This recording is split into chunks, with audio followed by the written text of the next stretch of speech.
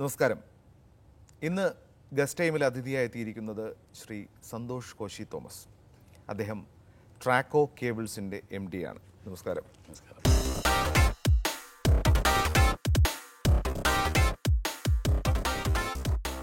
ശരിക്കും ട്രാക്കോ കേബിൾസ് നമ്മൾ പെട്ടെന്ന് കേൾക്കുമ്പോൾ അത് ഒരു പൊതുമേഖലാ സ്ഥാപനമാണെന്നുള്ളത് സാധാരണക്കാരുടെ ഇടയിലേക്ക് എത്രത്തോളം വന്നിട്ടുണ്ടെന്ന് എനിക്കറിയില്ല. കാരണം നമ്മൾ കേൾക്കുമ്പോൾ അതൊരു സ്വകാര്യ സ്ഥാപനം പോലൊരു തോന്നലാണ് നമ്മുടെ മനസ്സിൽ തോന്നുന്നത്.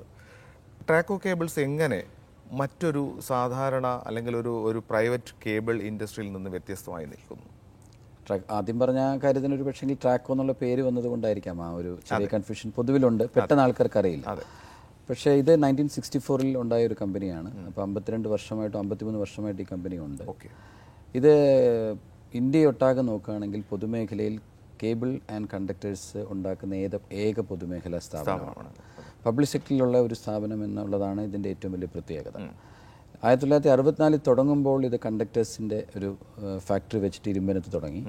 അത് കഴിഞ്ഞ് 1990 തിരുവല്ലയിലും ഒരു കണ്ടക്ടർ യൂണിറ്റ് മാനുഫാക്ചറിംഗ് യൂണിറ്റ് ഉണ്ടാക്കി. 2010 ഞങ്ങൾ ഇതിൽ നിന്ന് വ്യത്യസ്തമായി ബിൽഡിംഗ് വയറിൻ്റെയും കൂടി കൊണ്ടുവന്നു.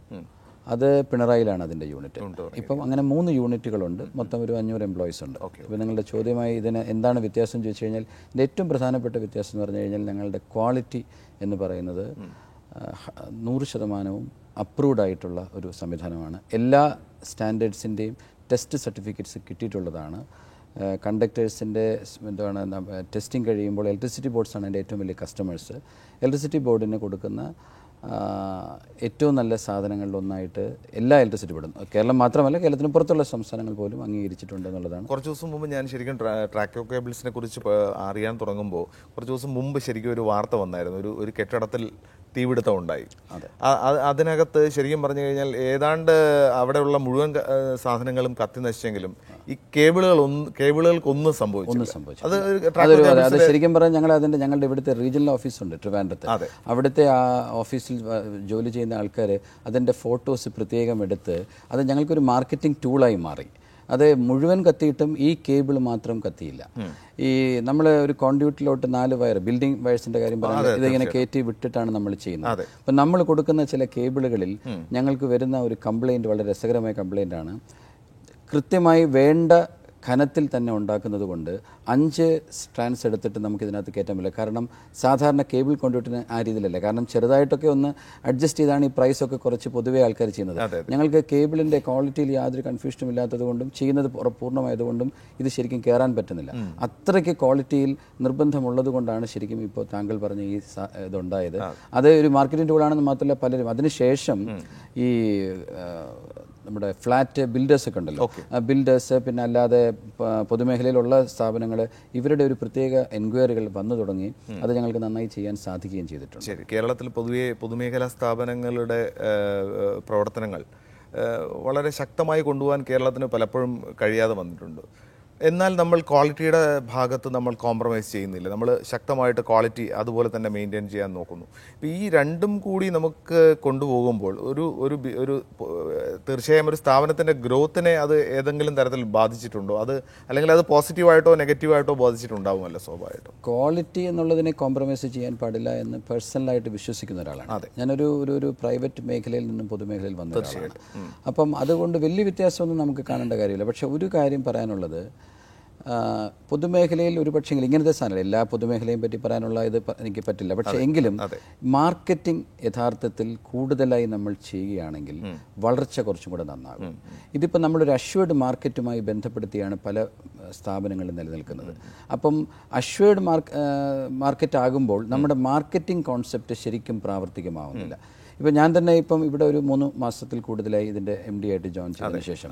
അപ്പോൾ എൻ്റെ പ്രധാന ഉദ്ദേശം നിലവിലുള്ള എന്തെങ്കിലും വീഴ്ചകളോ പ്രശ്നങ്ങളോ ഉണ്ടെങ്കിൽ തന്നെ അത് സ്ട്രെയിറ്റ് ആക്കിയതിന് ശേഷമോ അല്ലെങ്കിൽ അതിനോടൊപ്പം തന്നെയോ കേരളത്തിന് പുറത്തേക്ക് വളരുക എന്നുള്ളതാണ്. അപ്പോൾ കേരളത്തിന് പുറത്തേക്ക് വളരുമ്പോൾ ശരിക്കും പറഞ്ഞാൽ കർണാടകയിലാണ്. ഇപ്പോൾ ഞങ്ങൾ കർണാടകയിൽ കോട്ട് ചെയ്യുന്നുണ്ട്, തമിഴ്നാട് ചെയ്യുന്നുണ്ട്, ഗോവ ചെയ്യുന്നുണ്ട്, രാജസ്ഥാനിൽ കോട്ട് ചെയ്യാൻ പോകുന്നു.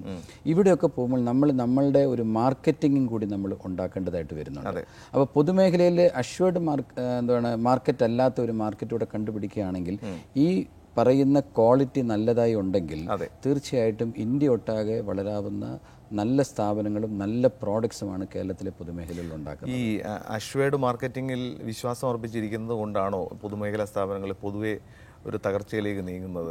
അങ്ങനെ ഞാൻ അതിലേക്ക് ഫോക്കസ്ഡ് ആയതുകൊണ്ടാണോ? ശരിക്കും അത് വേണമെങ്കിൽ നമുക്ക് അങ്ങനെ വേണമെങ്കിൽ ചിന്തിക്കാമായിരിക്കാം, പക്ഷേ വേണമെങ്കിൽ ഇന്റർപ്രറ്റ് ചെയ്യാം. പക്ഷേ അതിനേക്കാളും പ്രധാനമായിട്ട് നമ്മൾ ഈ എപ്പോഴും ഏതൊരു കമ്പനിയുടെയും വളർച്ചയ്ക്ക് ആത്യന്തികമായി ടേൺ ഓവർ കൂടണം.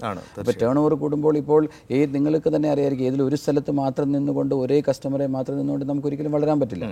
അപ്പോൾ ആ ഒരു എക്സ്പാൻഷൻ പ്രോസസ്സ് നടക്കുന്നില്ല. ചിലപ്പോൾ ഒരുപാട് സാമ്പത്തിക പ്രശ്നങ്ങൾ കാണും, ഗവൺമെന്റിന്റെ സഹായം പ്രശ്നങ്ങൾ വരും, ഒരുപാട്.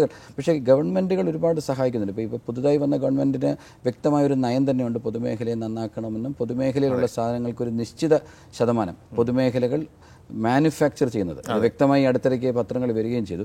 മാനുഫാക്ചർ ചെയ്യുന്ന സാധനങ്ങൾക്ക് ഒരു നിശ്ചിത ശതമാനം എടുക്കണം. പക്ഷെ അപ്പോഴും അതൊരു അഷ്വേർഡ് മാർക്കറ്റായി മാറുകയാണ്.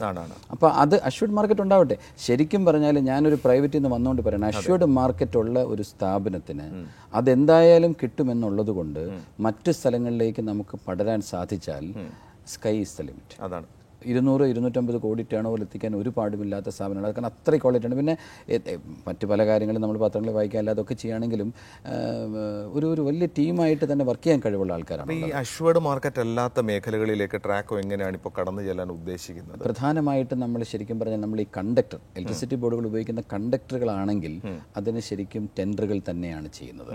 അപ്പോൾ അതിന് ആദ്യം നമ്മൾ വേണ്ടത് നമുക്ക് ആ സ്ഥലങ്ങളിലെ ബോർഡുകൾക്ക് വേണ്ടുന്ന ടെസ്റ്റ് സർട്ടിഫിക്കറ്റ്സ് എല്ലാം ഉണ്ടോ എന്ന് നോക്കണം. കാരണം അങ്ങനെയാണെങ്കിൽ മാത്രമേ വെൻഡർ അപ്രൂവൽ പോലുള്ള കാര്യങ്ങൾ കിട്ടുകയുള്ളൂ.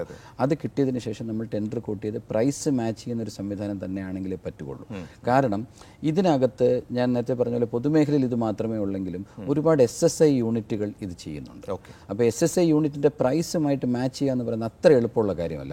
പക്ഷേ എനിക്ക് ഒരു വിശ്വാസമുള്ളത്, നമ്മൾ ടേൺ ഓവർ നന്നായി കൂട്ടാൻ സാധിച്ചാൽ, അതായത് ഇപ്പോൾ 100 കോടി ചെയ്യുന്ന ഒരു കമ്പനി 300 കോടി ചെയ്യാൻ പറ്റുകയാണെങ്കിൽ ഓവർഹെഡ് അതുപോലെ തന്നെ നിലനിർത്തുകയാണെങ്കിൽ നമുക്ക് പ്രൈസിങ്ങിൽ ഒരുപാട് കുറച്ചൊന്ന് മാച്ച് ചെയ്യാൻ പറ്റും. അപ്പോൾ അങ്ങനെ ഒരു സംവിധാനം ചെയ്യുകയാണെങ്കിൽ നമുക്ക് മാച്ച് ചെയ്ത് തന്നെ ലാഭത്തിനെ നിലനിർത്തിക്കൊണ്ട് തന്നെ നമുക്ക് വളരാൻ സാധിക്കും.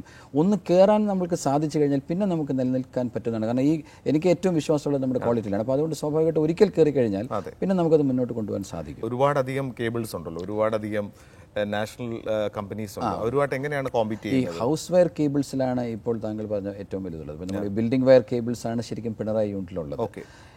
അവിടെ അതിനെപ്പറ്റി ഒന്ന് പറയുകയാണെങ്കിൽ 4,40,000 കോയിൽ ഉണ്ടാക്കാവുന്ന സംവിധാനമാണ് ആ കമ്പനിയിൽ നമ്മൾ തുടങ്ങുമ്പോൾ ഉള്ളത്. അത് റഫായിട്ട് പറയുകയാണെങ്കിൽ ഒരു 45 മുതൽ 50 കോടി. 2010-11 സ്റ്റാൻഡേർഡ് വെച്ചാൽ ഒരു 15% ഓഫ് ദ മാർക്കറ്റ് അവിടെ ചെയ്യാൻ പറ്റും. പക്ഷെ നാളിതുവരെ നമ്മളൊരു 3-4 കോടി ഒരു വർഷം ചെയ്തിട്ടുള്ളൂ.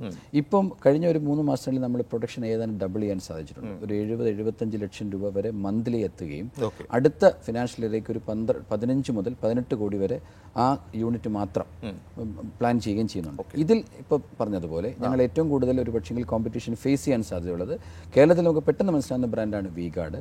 അല്ലാതെ അതും ഓൾ ഇന്ത്യ ഉണ്ട്. അല്ലാതെ ഓൾ ഇന്ത്യയിൽ ഏറ്റവും വലിയ ബ്രാൻഡുള്ളതാണ് ഫിനോലെക്സ്. ഇവർ രണ്ടുപേരും ആയിരിക്കും ഞങ്ങൾക്ക് ഏറ്റവും കൂടുതൽ കോമ്പറ്റീഷൻ തരുന്നത്. പക്ഷേ വളരെ സ്ട്രേഞ്ച് ആയിട്ട് മനസ്സിലാക്കേണ്ട കാര്യം, ഞങ്ങളുടെ ട്രാക്കോ കേബിൾസ് ആണ് യഥാർത്ഥത്തിൽ ഏറ്റവും ബെസ്റ്റ് പ്രൈസ്ഡ്.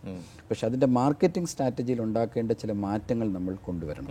ഒന്ന്, ഞങ്ങൾക്ക് ഇതിൻ്റെ ക്വാണ്ടിറ്റി കൂട്ടണം. 2, അതിനകത്ത് ആ മാർക്കറ്റ്, ഞാൻ നേരത്തെ പോലെ അഷ്വേർഡ് മാർക്കറ്റിൽ കിടന്ന് കളിക്കുന്നുണ്ട്, നമുക്കൊരു മാർക്കറ്റിംഗ് എന്ന് പറയുന്ന ഒരു ഡിപ്പാർട്ട്മെന്റ് കുറച്ചുകൂടെ സ്ട്രെങ്തൻ ചെയ്യാൻ പറ്റും. മറ്റ് കേബിൾ ഇൻഡസ്ട്രിയിൽ അവർക്ക് കുറച്ചുകൂടെ സ്വാതന്ത്ര്യമുണ്ട്. എനിക്കൊന്ന് ലൈൻമാൻമാരെയൊക്കെ നേരിട്ട് കാണാനും അങ്ങനത്തെ ഒരുപാട് ഡിസ്ട്രിബ്യൂഷൻ സൈഡിൽ ഒരുപാടുണ്ട്. ഇലക്ട്രീഷ്യൻസിനും അല്ലാതെ അങ്ങനെയുള്ള സ്ഥലങ്ങളിലൊക്കെ കമ്മീഷൻ. അപ്പോൾ അതൊന്നും നമുക്ക് അങ്ങനെ ചെയ്യാൻ പറ്റണമെന്നില്ല.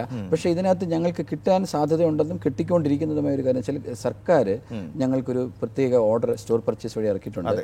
എല്ലാ തദ്ദേശ സ്വയംഭരണവും, പഞ്ചായത്തുകളാണെങ്കിലും കോർപ്പറേഷൻ ആണെങ്കിലും അല്ലാതെ ഏതെങ്കിലും PWD വർക്കുകളാണെങ്കിലും ഒരു നിശ്ചിത ശതമാനം ട്രാക്കോയിൽ നിന്നും എടുക്കണം. അവരും കോൺട്രാക്ടേഴ്സിലേക്കാണ് കൊടുക്കുന്നത് ഓർഡറെങ്കിലും കോൺട്രാക്ടേഴ്സിന് നമ്മളിൽ നിന്നും ഒരു നിശ്ചിത ശതമാനം എടുക്കാൻ ഒരു സംവിധാനത്തിന് വേണ്ടിയിട്ടുള്ളൊരു കാര്യം ഇപ്പോൾ നടക്കുന്നുണ്ട്. അത് നടന്നു കഴിഞ്ഞാൽ തീർച്ചയായിട്ടും ആ ഏരിയയിൽ നമുക്ക് നന്നായിട്ട് കിട്ടും. ഒന്ന്, പക്ഷേ എന്നാലും ഈ വലിയൊരു വളർച്ചയ്ക്ക് ആവശ്യം നേരത്തെ പറഞ്ഞതുപോലെ സാധാരണ ഹൗസ് വയേഴ്സായിട്ട് തന്നെ വിൽക്കാനുള്ള സംവിധാനം, അത് കടകളിൽ കൂടി വിൽക്കുന്ന അതിനൊരു സ്ട്രാറ്റജി നമ്മൾ ഡെവലപ്പ് ചെയ്തിട്ടുണ്ട്. ഒരു ഫെബ്രുവരി മാർച്ചോടുകൂടി ഞങ്ങളത് വി ക്യാൻ ഡു ദാറ്റ്.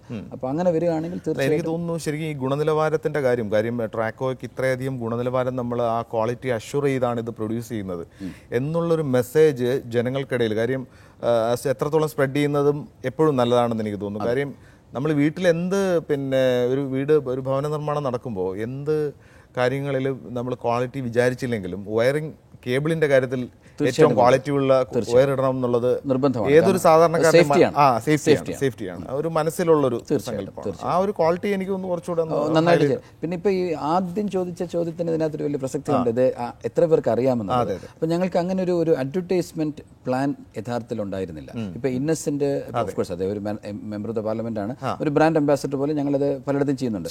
പക്ഷെ ഇപ്പം കഴിഞ്ഞ 3 മാസങ്ങളിൽ ഞങ്ങൾ ഏതാണ്ട് 8ഓളം എക്സിബിഷനിൽ പങ്കെടുത്തു. ടിവികളിൽ അഡ്വർടൈസ്മെന്റ് കൊടുക്കാൻ തുടങ്ങി, പത്രങ്ങളിൽ കൊടുക്കാൻ തുടങ്ങി, എല്ലാ കടകളിലും നമ്മൾ. കാരണം ഇപ്പം താങ്കളാണ് യൂസറെങ്കിൽ ഇലക്ട്രീഷ്യൻ പറയുമ്പോഴും താങ്കൾ ചോദിക്കണല്ലോ ട്രാക്കോയുടെ ഇതും ചോദിച്ചോന്ന് ചോദിക്കത്തക്ക വിധത്തിൽ ഈ ട്രാക്കോ കേബിൾ എന്ന് പറയുന്നത് റീകോൾ, ഒരു വയറിനെ പറ്റി പറയുമ്പോൾ റീകോൾ ചെയ്യുന്ന ഒരു 3 ബ്രാൻഡിനകത്ത് ഇത് വരണം. അപ്പോൾ ആ ബ്രാൻഡിങ് വരണമെങ്കിൽ ഒരു അഡ്വർടൈസ്മെന്റ് സ്ട്രാറ്റജി ഉണ്ടാകും. തീർച്ചയായിട്ടും. അപ്പോൾ അടുത്ത വർഷത്തെ ബഡ്ജറ്റിൽ അഡ്വർടൈസ്മെന്റിന് വേണ്ടി ഒന്ന് ഇയർ മാർക്ക് ചെയ്യും. ഒരു ടോട്ടൽ ടേൺ ഓവർ, അതായത് ബിൽഡിംഗ് വൈസിന്റെ മാത്രം അതിന്റെ ഒരു നിശ്ചിത ശതമാനം അഡ്വർടൈസ്മെന്റിന് വേണ്ടി കൊടുത്തു കഴിഞ്ഞാൽ അത് കേരളം ഒട്ടാകെ, കാരണം നമ്മളുള്ള സ്ഥലത്ത് ആദ്യം ഡെവലപ്പ് ചെയ്തിട്ട് നമുക്ക് വേറെ സ്ഥലത്ത് പോകാൻ പറ്റില്ല. ഇവിടെ ഒരു ഉപഭോക്തൃ സംസ്ഥാനം കൂടിയാണ്. അത് മാത്രമല്ല പരസ്യങ്ങളിൽ തന്നെയാണ് കൂടുതൽ വിൽപ്പന നടത്താൻ സാധ്യതയുള്ളത്. നമ്മൾ ഗൂഗിളിൽ ഉപയോഗിച്ചാൽ അങ്ങനെ ഇപ്പം ഗൂഗിളിൽ കയറുന്നു, ടി വി കാണുന്നു, സ്ക്രോളിംഗ് എല്ലാം അങ്ങനെ ഒരു സമൂഹം തന്നെ വളർന്നു വരികയാണ്. അപ്പോൾ ഈ അഡ്വർടൈസ്മെന്റ് ഒരു വലിയ വിഷയം തന്നെയാണ്. മാത്രവുമല്ല ഇത് ഞാൻ നേരത്തെ പറഞ്ഞാൽ എപ്പോഴും ഈ മാർക്കറ്റിംഗ് ടൂൾ സ്ട്രാറ്റജി എടുക്കുമ്പോൾ ഈ ഒരു സാധനം പറയുമ്പോൾ റീകോൾ ചെയ്യുന്ന ആദ്യത്തെ 3 എണ്ണത്തിൽ ആ ബ്രാൻഡ് ഉണ്ടെങ്കിൽ മാത്രമേ ശരിക്കും കയറാൻ പറ്റുള്ളൂ.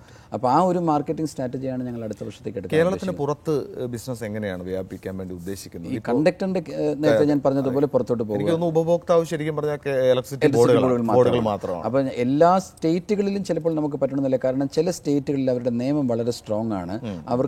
അവർക്ക് വേണ്ടുന്ന റിക്വയർമെന്റിന്റെ 50% അവിടുത്തെ SSI യൂണിറ്റിനും ബാക്കി 50% നമുക്ക് പ്രൈസ് മാച്ച് ചെയ്യാൻ പറ്റുന്നില്ലെങ്കിൽ അവർക്ക് തന്നെ വീണ്ടും കൊടുക്കണമെന്ന് വളരെ ശക്തമായ നിയമമുണ്ട്. പക്ഷെ പൊതുമേഖല എന്നുള്ള ഇത് വെച്ച് നമുക്ക് മുന്നോട്ട് പോകാൻ സാധിക്കുമെന്നാണ് കണ്ടക്ടറിന്റെ കാര്യത്തിൽ.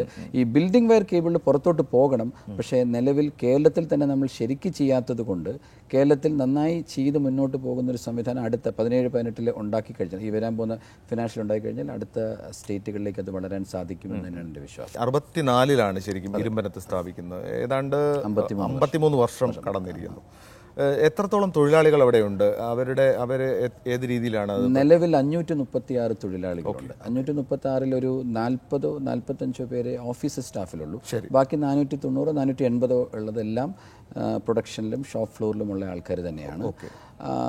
ഒരുപാട് പേര് റിട്ടയർ ചെയ്ത് പോകുന്ന കാലഘട്ടമായിരിക്കും അടുത്ത 2-3 വർഷം. കാരണം പലരും ഇത് ഒരു 10-25 വർഷമായിട്ട് ഇതിനകത്ത് തന്നെ ഉള്ള, അതിന് മുമ്പുള്ള ആൾക്കാരല്ല, ഇപ്പോൾ ഉള്ളവരെല്ലാം നല്ല ഒരു ടീം വർക്ക് ഉള്ള ഒരു സ്ഥലം തന്നെയാണ്. ഒറ്റപ്പെട്ടോ അല്ലെങ്കിൽ എവിടെയെങ്കിലും എന്തെങ്കിലും പ്രശ്നങ്ങളൊക്കെ ഉണ്ടാകും. പക്ഷേ ഞാൻ നോക്കിയിട്ട് നല്ല രീതിയിൽ നമ്മൾ റോ മെറ്റീരിയൽ സപ്ലൈ ചെയ്യുകയാണെങ്കിൽ ഏറ്റവും നന്നായിട്ട് എത്രയും പെട്ടെന്ന് തന്നെ അത് ഫിനിഷ്ഡ് ഗുഡ്സ് ആക്കി മാറ്റാനുള്ള ഒരു കഴിവ് പ്രകാശിപ്പിക്കുന്ന ആൾക്കാരാണ് അവിടെയുള്ള എല്ലാ തൊഴിലാളികളും. അപ്പോൾ അത് അങ്ങനെ ഒരു ടീം വർക്കും നല്ലൊരു സപ്പോർട്ടും ഉണ്ട് എന്നുള്ളതാണ് വിശ്വാസം. ടെക്നോളജിക്കലി അതുപോലെ തന്നെ നമ്മൾ വളരെയധികം അപ്ഡേറ്റഡ് ആയിട്ട്, ടെക്നോളജിക്കലി ഒരുപാട് അപ്ഡേറ്റഡ് ആയി എന്ന് പറയാൻ പറ്റില്ലെങ്കിലും പക്ഷേ ടെക്നോളജി നമ്മൾ എന്താണ് ഇപ്പോൾ ഒരു പുതിയ മെഷീൻ നമ്മൾ കൊണ്ടുവന്നിട്ടുണ്ട്.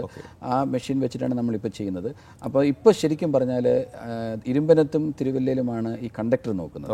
അതിലൊരു 6000 മെട്രിക് ടണ്ണിൻ്റെ കൺവേർഷനാണ് ഉള്ളത്. ഇപ്പോൾ പുതിയ ഗവൺമെൻറ് വന്നതിന് ശേഷം നമ്മളൊരു പ്രപ്പോസൽ കൊടുത്തിരുന്ന ഒരു 3000 മെട്രിക് ടണ്ണോടെ കൂട്ടാൻ വേണ്ടി.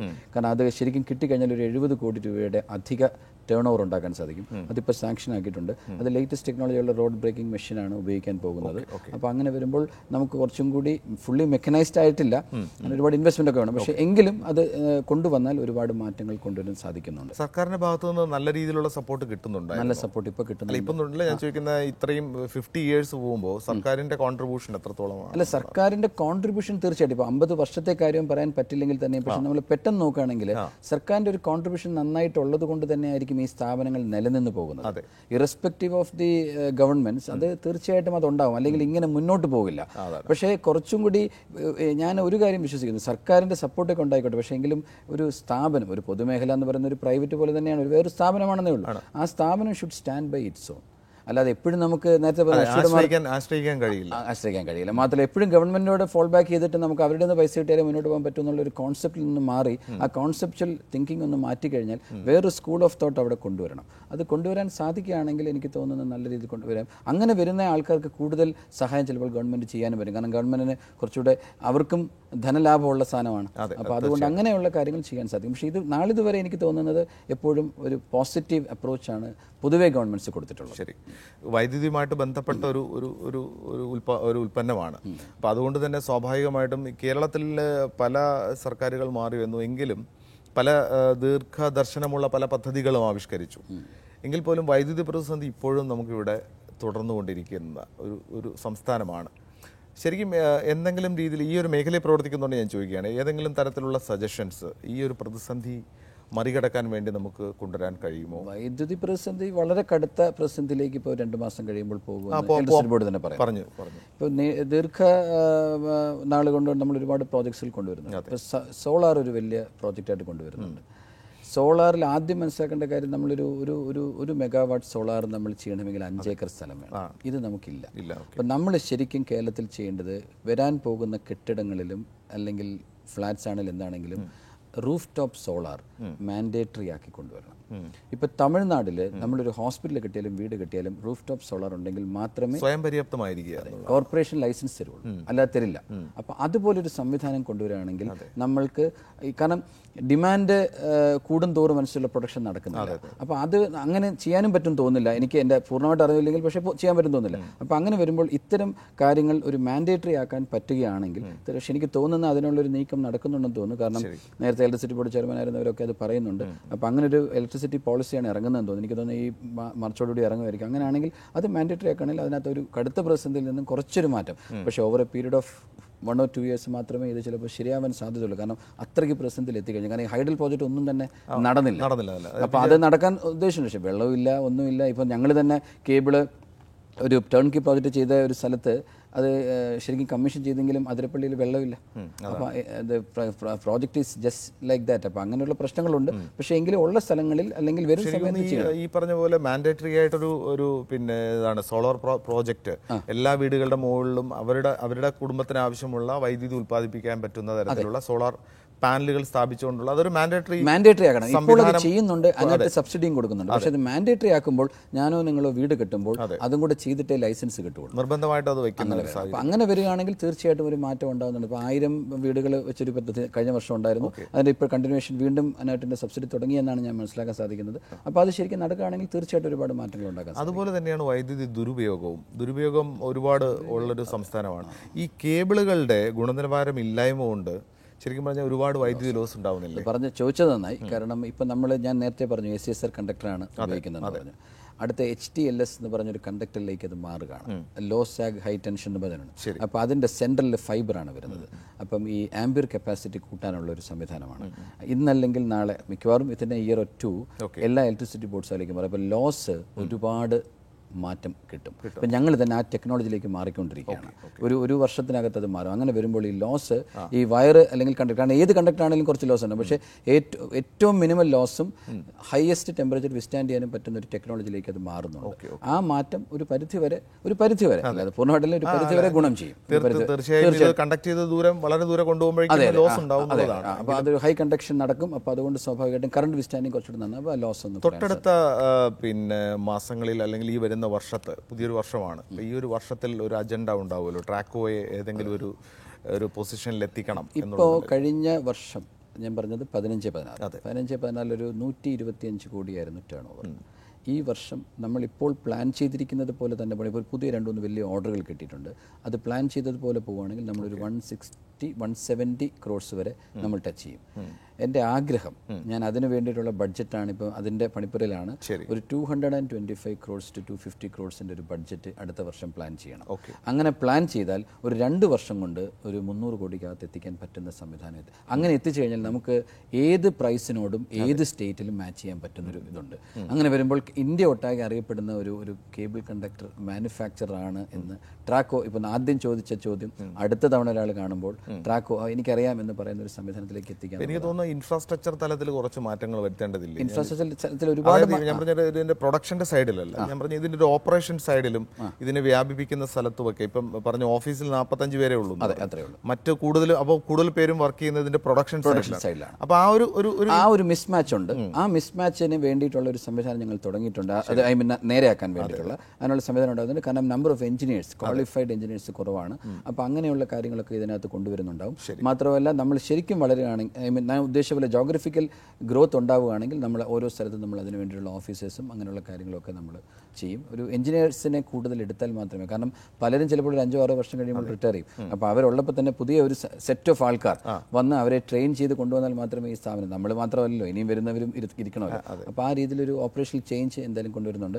അത് ഇപ്പോൾ നിലവിലുള്ള കുറച്ച് പ്രശ്നങ്ങളൊന്ന് സോൾവ് ചെയ്തതിന് ശേഷം ഒന്നും കൂടെ ഒന്ന് സ്മൂത്ത് റണ്ണിങ് ആവും. അപ്പോൾ നമുക്ക് ഇത്തരം കാര്യങ്ങളിലേക്ക് ഒന്നും കൂടി ഇരിക്കാൻ സാധിക്കുമെന്നുള്ളതാണ് ഞങ്ങളുടെ വിശ്വാസം.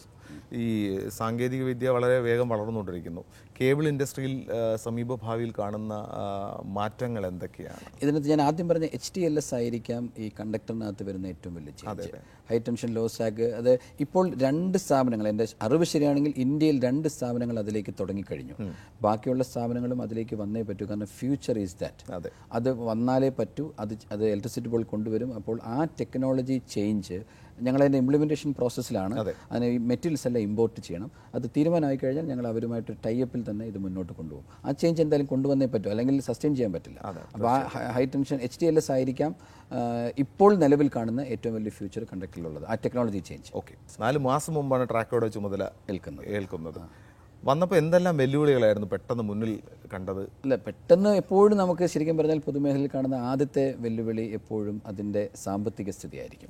പലപ്പോഴും ലോസുകൾ ഇങ്ങനെ കയറി വന്ന് ആ ലോസുകൾ ഉണ്ടാക്കുന്ന ഒരു ചെറിയ ടൈറ്റ്നെസ്സും ബുദ്ധിമുട്ടും ഉണ്ടാവും. പക്ഷേ നമുക്ക് വളരെ നല്ല രീതിയിൽ ഇലക്ട്രിസിറ്റി ബോർഡും അല്ലാത്തവരൊക്കെ സഹായിച്ചു.